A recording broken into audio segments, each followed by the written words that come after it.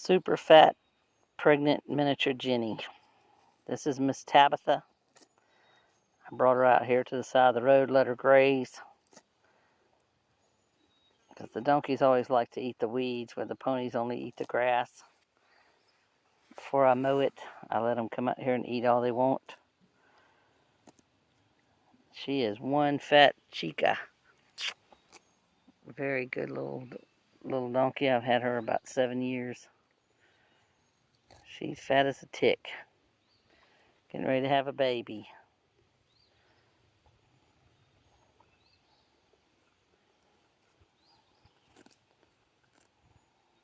They don't like the long grass naturally.